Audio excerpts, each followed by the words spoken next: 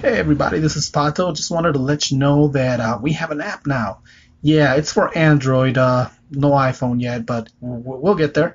In the meantime, yeah, you can listen to Cursory Overload, Pato's Powerhouse, and stuff like that. So download it at ptgpodcast.com, go to the link sections, and soon it'll be in the Google Play Store. See ya! You're listening to Pato's Powerhouse.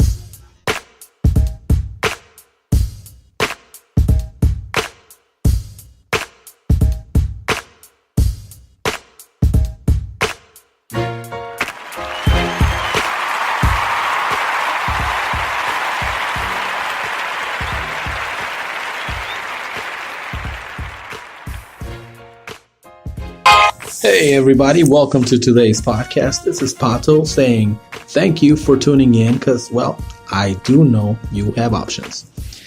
Well, Thanksgiving is done for this year. I hope you had an awesome one. I hope you ate lots of turkey, lots of stuffing, lots of whatever it is you ate, maybe pizza, hamburgers. Maybe some people are tired of the traditional meal and they went a different route.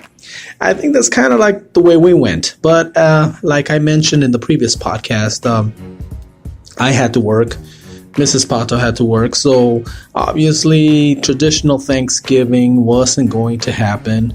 And the distance made it hard for us to go visit people. So what we did is I got off work, overslept, got up, ate regular meal, got together. We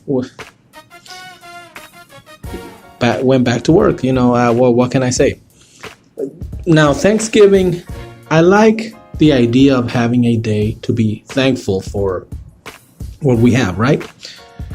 Personally, I like to live with a thankful heart every day. So, because quite honestly, I truly believe that's the key to happiness. Most unhappy people, if you notice, are always focused on all the things they do not have and take for granted the things they do have. And they're not thankful for those. They take them for granted. So they're always looking at the grass on the other side. It's always greener on the other side and pissed off about this and that and unhappy because they don't have this, they don't have that. And I've discovered that when you start each morning with a thankful heart, being thankful that you're alive. I mean, we are all going through different struggles, right? But for most of us normal people that don't have any disabilities, that we can get up, we can go to work, we can live our lives, we got a lot to be thankful for, because somewhere in this world, there is someone less fortunate than you that has to work twice as hard just to do the simple things that we take for granted, getting up, getting ready.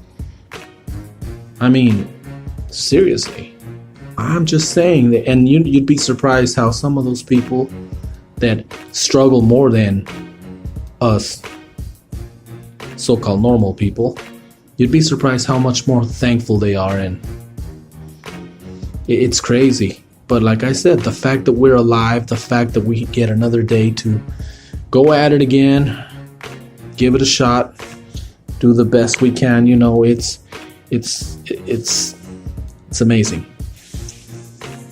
So yeah, that's my little 2 cents there. You want to be happy. It starts with you being thankful. And a lot of people, we're so sarcastic here. We're like, oh yeah, well, I'll be thankful for my shitty job. Yeah, well, be thankful for it, because somewhere there, it's along the lines, or somewhere out, like I said, be thankful you have a job. Some people don't have a job. I'm taking my break here in this room, and there's something in the air. I don't know if it's being pumped through the air. So it reminds me of the movie Blade Trinity, when they were pumping particles of silver and the vampires were choking. Well, there's no particles of silver here, and no, I'm not a vampire, but there's like dirt in the atmosphere, and I'm like, oh gosh. But anyway, I'm taking my break and I'm talking to my favorite people, which is you. And I'm sharing with you right now what I believe is my key to happiness, which, do I consider myself a happy person? Yeah, I got one of those faces, I guess, how do some people refer to it, I've seen it all over videos, like, like in girls, they say they got a bitch face, but they're actually very sweet people. You just look at them and you're like, oh, dang, man, she looks angry. I don't want to fuck with her. And in the same way, I guess I got this grumpy motherfucker, grumpy cat. I identify with that motherfucker. Because quite honestly, a lot of the times my face is like resting. All the muscles are rested. And I think I look happy, but other people are like, what's wrong? Are you tired? Are you sad? What? I'm like, no, I'm okay. I'm not mad. I'm not anything. I'm just, my face is relaxed this way. So, even though sometimes I may not look the part, I am very happy because, quite honestly, like I said, it all starts with a thankful heart and thanking. We live in a time where faith in God has gone out the door for a lot of people. I'm not here to push that on you, but I'm going to tell you, I get up every morning. I thank the Lord for another day, and I go about my business. And yes, Pato does cuss up a storm, And we were talking about that, how in different countries and different places, they use certain words that here we may find very offensive, but in other places it's common everyday usage.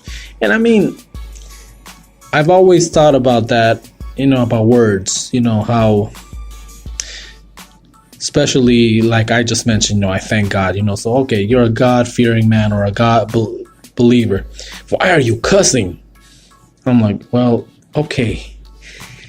When I cuss, I don't usually cuss to curse you, to wish evil upon you. I'm talking about, it becomes an expression like, you can't remember. It becomes like little salt in the sentence, I'm trying to remember something and I'm like, that thing, that fucking thing over there. Yeah. Now, a lot of people say, well, you shouldn't cuss if you look, I believe more you shouldn't use your words to destroy another human being. I'm not using my words to offend you or insult you or tear you down. And that's the way I'm rolling with this, I used to worry about, you said a bad word, what kind of a Christian or whatever, And it's come to my attention that there's a lot of people that can tear you down using normal everyday words, and sometimes they'll even use scripture to tear you down and destroy you. Now, I'm gonna sound here like, oh, this guy is like no, I'm not. I don't like to discuss this many times because, it's crazy. You want to have a fight, talk about religion, politics, or sports, man, and you got a fight in your hands. But one thing that I do, like I said, I have my beliefs. Do I believe Jesus Christ is Lord? Yeah. Did he die on the cross and save me? Yeah. Am I going to shove him down your throat? No. He gave you a choice too. And we live in this country where we have choices. What works for me doesn't necessarily have to work for you. So that's about that. But I had to get that out there because, Pato, I was thinking the other day, if I were to listen to every single episode of Cursory Overload and I had a swear jar there, who would put more money into the swear jar? Me or K-Dog? And I have a feeling that even though Mr. Cursory Overload there, talks a lot of crap and stuff, I have a feeling that I would end up putting more money in the swear jar than he does. Than he would have to.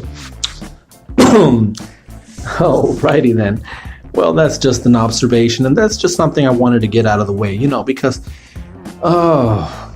it's important, use your words to build people up. I mean, when I use my words and you hear me drop an F-bomb, usually it's an expression, get a point across.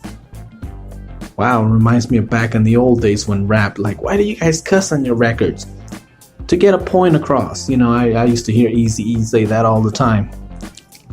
We just cuss on our records to get our point across. Well, a lot of the times here it's more of an adjective now. And we use cuss words so often that they're not really offensive. I remember when if you call someone a motherfucker, you were fighting. Nowadays, people go around claiming it, I'm a bad motherfucker. Okay, so that aside, went with the family to watch Wreck-It Ralph. Well, we went to the movies. We didn't know exactly what we were gonna watch, and I went to get popcorn and drinks, because the line was big, and I figured both lines were big. I'm like, you guys decide what we're gonna watch. I guess there was the Fantastic Beasts, Venom, and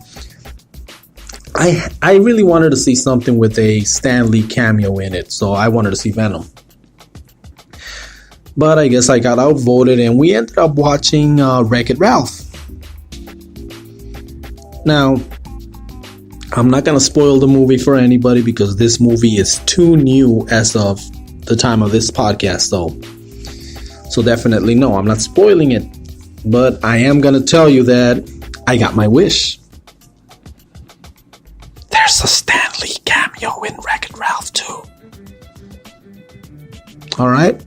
There, I said it. And that's the only spoiler you'll get from me on this.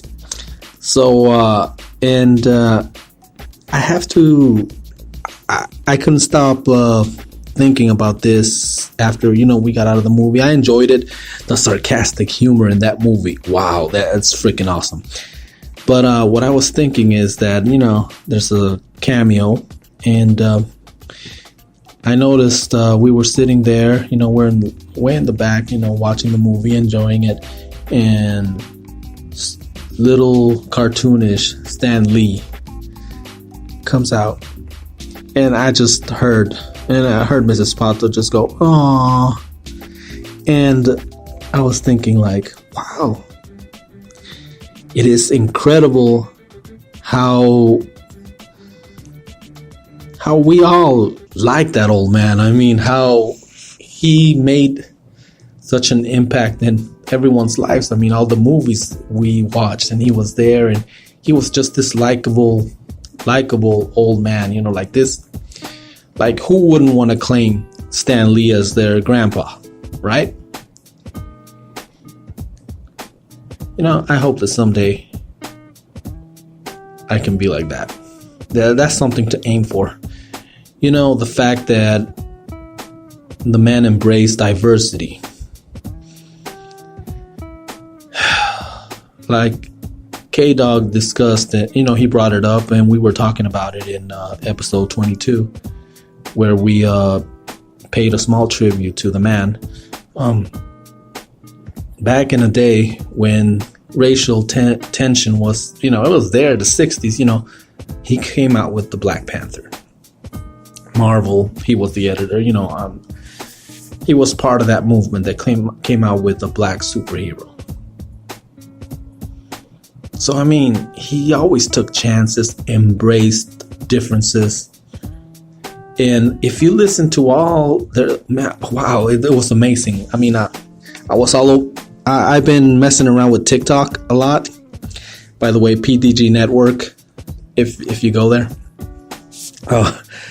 I've been messing around a lot with that, and a week ago when Stan Lee passed away, I mean, all the videos that went up, and a lot of them were videos of him talking, and how the man embraced diversity. It's awesome. It's incredible. It's how Marvel, he didn't care what background, what race, everyone was welcome. That